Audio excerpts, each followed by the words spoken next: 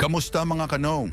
Aminin natin, pag sinabing princess, ang pumapasok sa isip natin ay si Cinderella, si Belle, o di kaya ay si Princess Sarah na balat sibuyas na laging kawawa kay Miss Minchin.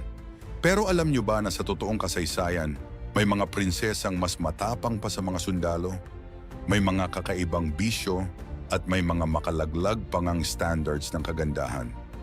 Ngayong araw, huhukayin natin ang mga nakatagong kwento ng mga royalties. Mula sa prinsesang may 10,000 kabayo dahil ayaw niyang mag-asawa, hanggang sa prinsesang itinuturing na ultimate sex symbol ng kanyang panahon. Ready na ba kayong malaman ang mga sikreto ng palasyo? Tara, simulan na natin. Number 5. Princess Kutulun, ang wrestler princess ng Mongolia. Kilalanin natin si Princess Kutulun. Apo siya ni Genghis Khan, ang pinakamalupit na mandirigmang Mongol na nagtatag ng pinakamalawak na imperyo sa buong kasaysayan. Kaya asahan natin na hindi mahinhin itong si Princess Kutulun. Si Kutulun ay may kakaibang rule sa mga manliligaw. Para sa kanya, kung gusto nila akong pakasalan o maging asawa, kailangan muna nila akong talunin sa wrestling. Parang Tinder pero physical combat, di ba? Ang catch, kapag natalo ang lalaki, kailangan niyang magbigay ng 100 kabayo sa prinsesa. Sabi ng mga historians, sobrang lakas nitong si Princess Kutulun at sa sobrang galing niya sa wrestling, wala ni isang lalaki ang nakatalo sa kanya. Ang ending, nagkaroon siya ng mahigit 10,000 kabayo. Mas gusto niya ang pakikipaglaban at pangangaso kaysa sa tradisyonal na gawain ng mga babae. Siya ay isang tunay na kakaibang prinsesa na lumabag sa mga inaasahan ng lipunan noong kanyang panahon. Number 4. Princess Olga of Kiev, ang vengeful saint. Punta naman tayo sa Ukraine. Si Olga of Kiev ay maituturing na isa sa pinakakakaiba at kapansin-pansing personalidad sa kasaysayan.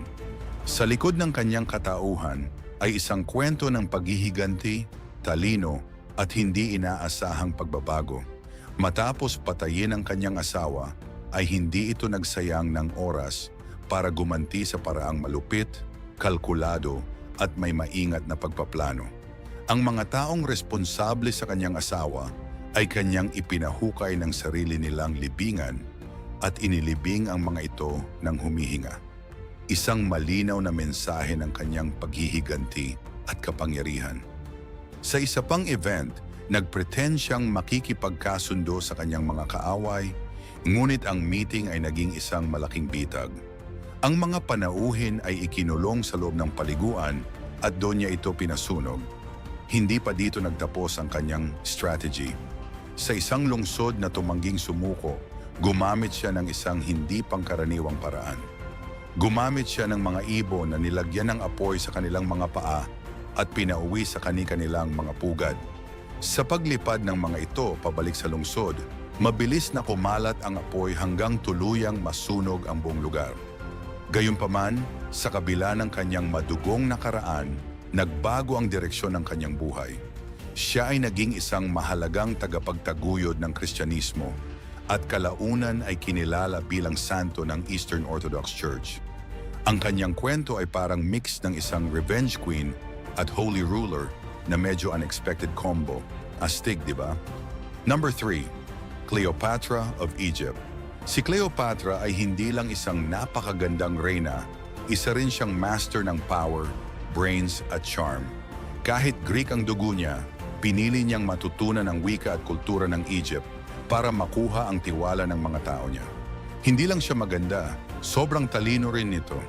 Marunong siya ng 9 languages at kayang-kaya niyang makipag-usap sa iba't ibang leader nang walang interpreter. At oo, totoo yung relasyon niya kina Julius Caesar at Mark Antony. Hindi lang yan basta love story, kundi strategic move din niya yan para mapanatili ang kapangyarihan ng Egypt. Fun fact, ang unang pakikipagkita niya kay Julius Caesar ay ipinasok siya sa palasyo ng nakabalot sa carpet na parang spy mission ang dating. Pero hindi lang din puro glamour ang buhay niya.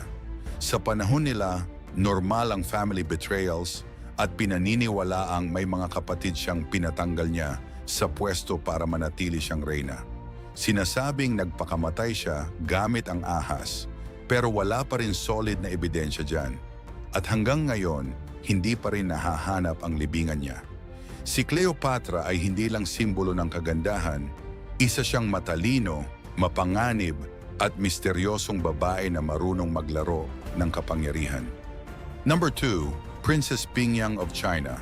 Si Princess Pingyang ay hindi lang basta prinsesa, para siyang bida sa isang historical action movie. Ito ang ilang kakaiba at intriguing facts tungkol sa kanya. Nung nagkakagulo sa China bago maitatag ang Tang Dynasty founding, hindi siya naghintay lang sa palasyo.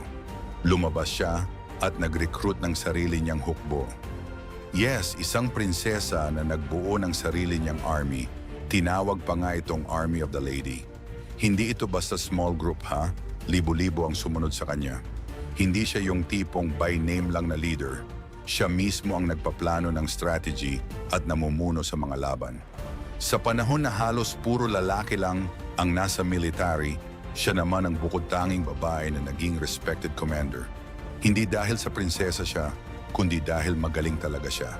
Ito pa ang interesting, yung mga sundalo niya ay kilala sa pagiging disiplinado. Hindi sila nang loloob o nananakit ng mga civilians. Kaya maraming ordinaryong tao sa China ang sumuporta sa kanya. Parang may good reputation yung army niya at very rare yun sa panahon ng digmaan. At dito ka talaga mabibilib sa kanya. Nung namatay siya, binigyan siya ng full military funeral na normally ay para lang sa mga sundalong lalaki at generals. Para bang considered siya na hindi lang siya prinsesa, kundi isang tunay na bayani sa China. Sa madaling salita, si Princess Pingyang ay talagang ahead of her time. Hindi siya nakakahon sa role na royalty lang. Lumabas siya, lumaban, at nag-iwan ng legacy na hanggang ngayon ay unbelievable pa rin para sa isang babae. Number 1, Princess Taj al-Sultaneh, ang mustache queen ng Persia. And now, ang ating main attraction, ang prinsesang laging lumalabas sa mga memes, si Taj al-Sultaneh ng Iran na dating Persia. Siya ang number 1 sa ating listahan at siya ang tinaguriang the most beautiful lady sa Persia noong panahon niya.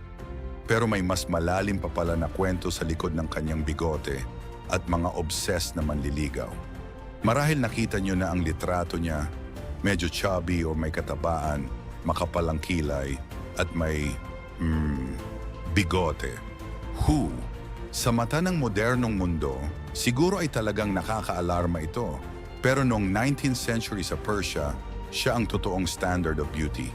Ang pagkakaroon ng bigote sa babae noon ay simbolo ng pagiging pure at beautiful. Sinasabing may 13 lalaki ang nag-suicide dahil tinanggihan niya ang kanilang pag-ibig. Ganun ang level ng ganda niya noon. Pero higit sa kanyang appearance, si Taj al-Sultaneh ay isang revolusyonaryo. Siya ang kauna-unahang prinsesa sa Persia na nagtanggal ng kanyang hijab at nagsuot ng Western-style clothing. Siya rin ay isang feminist, writer at very intellectual. Sa kanyang memoir, tinalakay niya ang kanyang unhappy marriage at ang kanyang pagnanais na magkaroon ng kalayaan ang mga kababaihan. Ang mas intriguing, napabalitang hindi lang mga kalalakihan ang kanyang nagugustuhan. Dahil sa kanyang progresibong pag-iisip, open siya sa konsepto ng pag-ibig sa lahat ng gender. Marami siyang naging lovers pagkatapos ng kanyang divorce, isang bagay na sobrang tabu at controversial sa isang Islamic country noon. Siya rin ay naging simbolo ng paglaban sa beauty standards at sa kabila ng mahigpit na patriarchy sa Persia noon, nagsalita si Princess Taj laban sa mga limitasyon sa mga kababaihan noon. Grabe no? Akala natin puro lang korona at sayawan ang buhay ng mga prinsesa. Ang buhay nila ay may iba't ibang kwento ng pakikipaglaban, kakaibang trip, at mga sikretong pilit na itinatago sa kasaysayan.